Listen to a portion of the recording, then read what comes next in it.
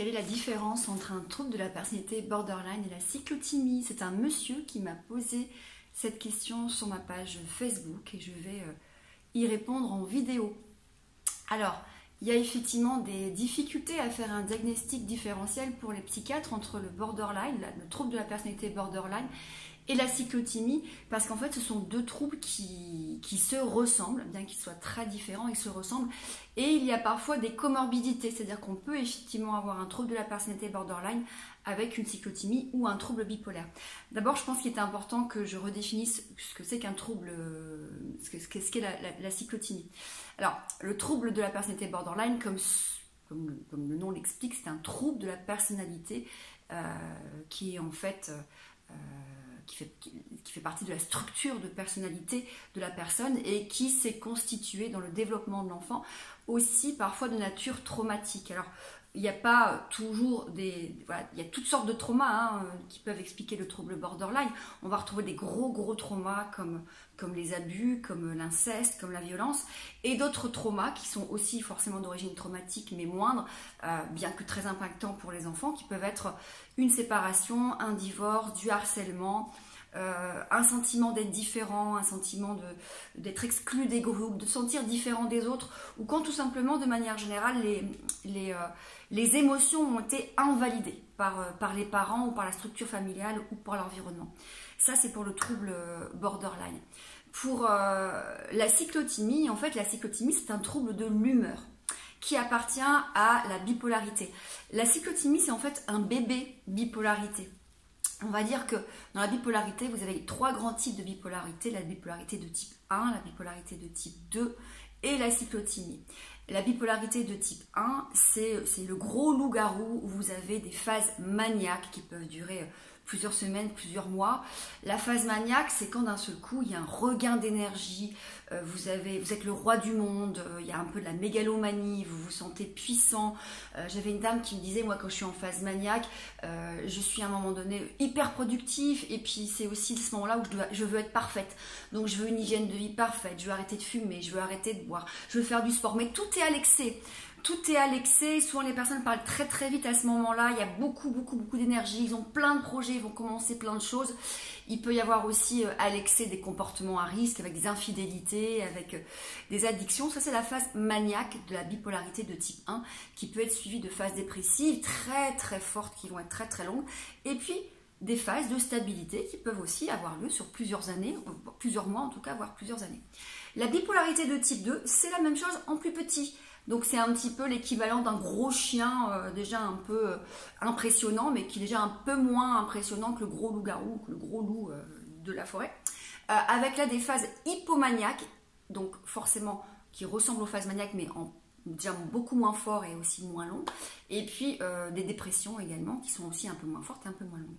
Et puis vous avez la cyclothymie. Et c'est là où on peut confondre la cyclothymie avec le trouble borderline, c'est que de la cyclothymie, tout s'enchaîne très vite et ça ne dure pas longtemps. Donc vous avez des petites phases hypomaniaques. En fait, on n'est pas sur des phases maniaques majeures, on n'est pas sur des phases dépressives majeures, mais on ressent globalement une humeur très changeante avec des phases et qui alternent entre ces petits moments d'euphorie où voilà, il y a beaucoup de productivité, beaucoup d'envie, beaucoup de folie, et puis un moment des phases plutôt dépressives, et puis entre les deux, alors, il peut y avoir forcément la stabilité peut être aussi moins ressentie parce que tout s'enchaîne très rapidement. Mais du côté du borderline, on est plutôt sur des émotions, et on verra que les émotions sont plutôt suggérées par l'environnement.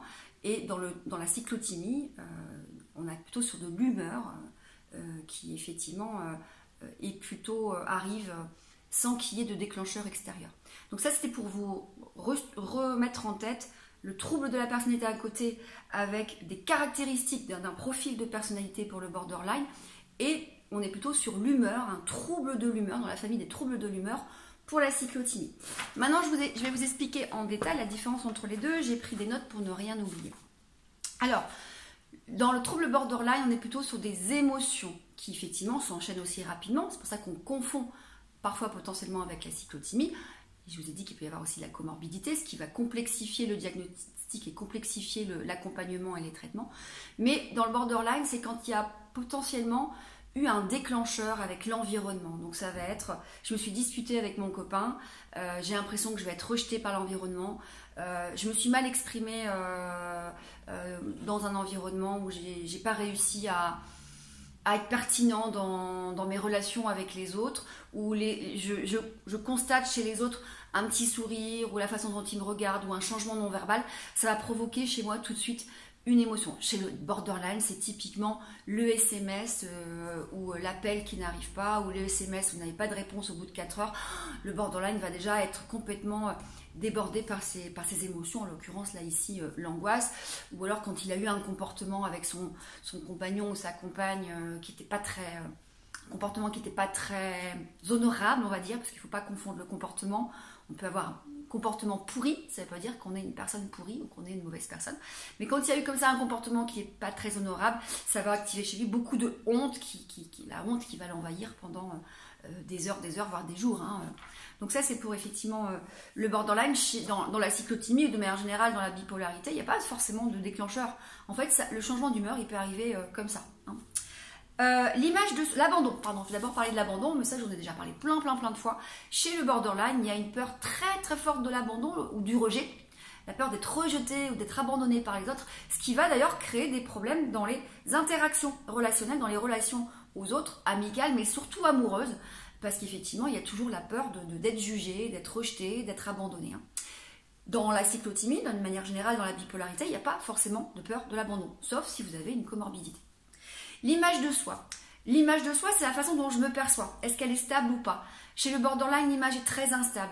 Ça veut dire que une fois je m'adore, une fois je me déteste, une fois je suis roi du monde, une fois je veux faire tel métier, une fois je veux changer de métier. J'ai une dame que j'accompagne qui me dit en fait je change de métier tout le temps. Je ne sais jamais ce que je veux faire. Ce n'est pas le cas de tous les borderline. Confère la vidéo que je vous ai faite il n'y a pas si longtemps que ça, où il y a plein de possibilités. J'ai des dames qui sont borderline, qui sont très stables dans leur travail, parce qu'il y a aussi ce clivage que j'avais expliqué. Mais certaines personnes vont avoir envie de changer tout le temps de travail. Ou alors, elles vont se suradapter aux personnes qui sont en face d'elles. Elles tombent sur un amoureux, une amoureuse qui adore le ski, et d'un seul coup, elles vont se mettre au ski, elles vont dire j'adore le ski. Elles détestent le métal, elles vont tomber sur un amoureux, une amoureuse qui adore le métal, et d'un seul coup, elles vont se mettre au métal, et elles vont écouter du métal, et elles vont se suradapter à l'autre pour qu'il puisse l'aimer, en tout cas pas l'aimer, pas le rejeter ou pas l'abandonner. Donc image de soi plutôt instable chez le borderline. Dans la bipolarité, l'image de soi est plutôt stable. Les relations toxiques ou les relations interpersonnelles compliquées, beaucoup chez le borderline à cause de l'abandon, mais aussi parce que chez le borderline, il y a ce biais cognitif en tout blanc ou tout noir qui fait qu'à un moment donné, vous allez idéaliser votre partenaire ou votre personne favorite, le mettre sur un piédestal, le voir comme votre sauveur, et d'un seul coup vous allez le dévaloriser et vous allez complètement vous détourner de cette personne et dire elle est plus importante, et vous allez osciller comme ça entre je t'adore, je te déteste, j'ai besoin de toi, je n'ai plus besoin de toi, je veux être avec toi, je veux plus être avec toi, je veux être en fusion avec toi et d'un seul coup je vais couper la relation. Voilà, ça c'est vraiment typique du borderline. Dans la cyclothymie, dans la bipolarité, il peut y avoir effectivement des relations toxiques à cause des phases maniaques ou dépressives, mais de manière générale, c'est quand même assez moindre. Dans les phases de stabilité, il n'y a pas de problème dans les relations. L'impulsivité, c'est quelque chose qu'on retrouve de manière générale chez le borderline, en tout cas si ce critère-là est coché dans la partie diagnostic, avec de l'impulsivité dans la colère, de l'impulsivité dans les comportements, tous les comportements à risque, des addictions, voilà, je suis impulsive, d'un seul coup, paf, je fais un truc qui n'a ni queue ni tête. Les comportements impulsifs, on peut les retrouver dans la bipolarité, plutôt dans les phases maniaques. La prise de risque et l'autodestruction qu'on va retrouver, alors là aussi si le critère est coché chez le borderline, on va retrouver toutes les addictions, les scarifications, les tentatives de suicide, conduire en état d'ébriété ou sous substance, l'autodestruction aussi dans la boulimie, dans l'anorexie. Dans le trouble bipolaire, on va en retrouver plutôt effectivement dans les phases maniaques ou hypomaniaques, mais de manière générale, quand il y a la stabilité, voilà, quand le bipolaire est dans sa phase de stabilisation, il n'y a pas forcément ces comportements à risque. Qu'est-ce que j'ai mis là? J'arrive plus à me relire. Ah oui, Du point de vue de l'accompagnement et des médicaments, alors ce n'est pas du tout mon domaine, hein, c'est plutôt le domaine des psychiatres et des médecins, les médicaments. Néanmoins, je peux donner mon avis et mon opinion là-dessus, qui relativement, de toute façon, je pense, sera confirmée par les médecins ou les psychiatres. Dans un trouble de la personnalité, il n'y a pas forcément toujours besoin de médicaments, sauf si on traite les comorbidités. Donc comorbidités que peuvent être la dépression, les troubles anxieux, des addictions, voilà. Mais pour la structure même de personnalité, c'est la thérapie, que la thérapie, encore la thérapie, toujours la thérapie. Je rappelle que pour les borderline, on est plutôt sur de la thérapie qui va être la TCD, la thérapie des schémas, thérapie sur le transfert, je ne la connais pas du tout celle-ci, je suis formée aux deux autres, et sur la mentalisation que je ne connais pas non plus, je suis formée plutôt à TCD et thérapie des schémas.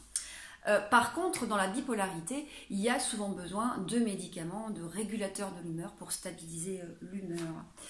La durée, elle est plutôt chronique chez le borderline, mais on dit que dans les troubles de la personnalité, avec l'âge, effectivement, le trouble tend à diminuer, voire à s'éteindre, pas sur tous les critères, mais sur potentiellement certains critères.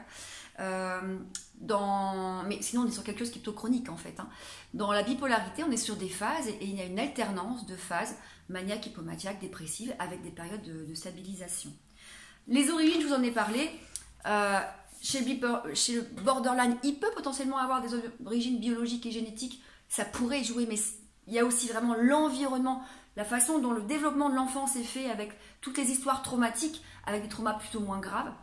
Dans le trouble bipolaire, il peut y avoir aussi cette phase de développement de l'enfant, mais il y a souvent aussi de la biologie et de la génétique, de l'hérédité qui peut jouer. Voilà, j'espère que cette vidéo vous aura été utile. Elle est longue, dis donc, pour une fois, ouais. Voilà, je vous souhaite une bonne journée, bonne fin de journée.